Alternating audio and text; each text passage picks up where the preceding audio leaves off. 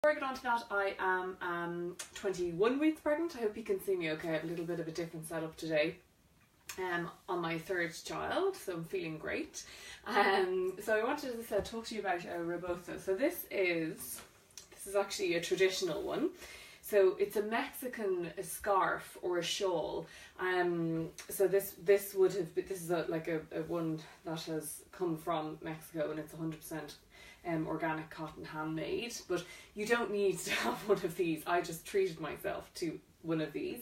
So you can also use in its place like a good thick heavy pashmina or scarf that has to be long enough. So this pashmina is fine if it doesn't stretch too much. So a Rebozo doesn't really stretch on the horizontal. It'll stretch a little bit on the diagonal, but not much. It's quite firm. So Rebozo would have been used particularly in South America a lot, and there are other traditions I know in Europe that have used them in the past, but traditionally it's a South American cultural support system. So a woman would use this for loads of different scenarios in her life. So I will be showing you a couple of things, the way I use it during pregnancy, birth and after, into your postnatal period. A woman would also have used it traditionally to things like keep warm or to carry heavy loads, and also to carry baby as well. So there are 3 different ways that I'm going to show you today. I'm not an expert in Rebozo. There are other people out there on the planet who are more knowledgeable than I am.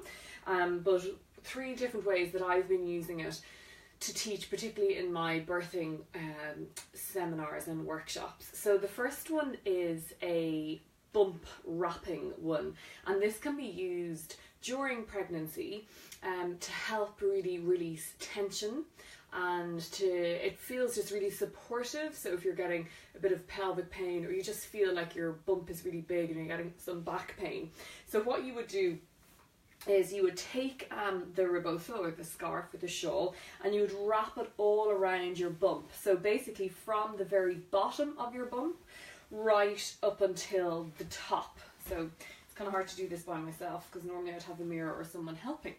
So if you can see it there, so you grab it pretty tightly. So it's from the top of the bump to the bottom of the bump, and obviously as the bump gets bigger you just expand it.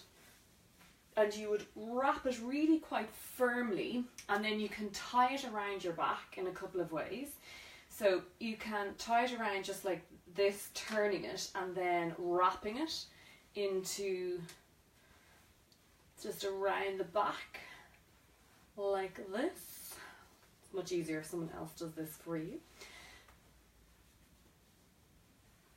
So I'm not sure if you can see that there, but you can see it's wrapped, and it's really supportive. You have to get it quite tight, so it is better if someone can do it for you, and then you just guide in terms of the tightness and the pressure around the back. But it feels really supportive, and again, it just takes some tension off the fascia and the ligaments, and all supporting the bump. That's a really nice one. If your scarf or pashmina or Rebozo is long enough, you can actually tie it around your shoulder. So I'll just show you. This one is just about long enough to do. So you pull it really firmly and tighten it at the back, and then you would put it up around like this. Around, this is just about long enough, and you can pull it, so you're actually slightly lifting it up. So, which just helps to feel that heaviness in the lower part of the abdomen, particularly when you're quite heavily pregnant. You could also use it like this just during pregnancy, but also during your labour, and just use it as a pulling technique during your contractions, and you can stay upright during your contractions, and it's nice to just feel nice and supported. So that's the first way, the wrapping. And then the second way I wanted to show you is like a sifting technique that you would use during your labour. So this you can do either on the hands and the knees, or you can stand up. So these are the 2 ways that I would teach it. So the hands and the knees one, it's basically, again, you need someone to help you. So you would wrap your Rebozo, your scarf, around your bump again, and then they would hold it really very firmly, and this is for you to direct, and you'd be pulling it tightly around your bump. So you'd be on your hands and knees like this, and you'd have your willing birthing partner behind you, and basically they just do tiny little movements. I don't even know if you can see that. It's like a tiny little sifting, it's called, or rocking movements, as you're on the hands and the knees.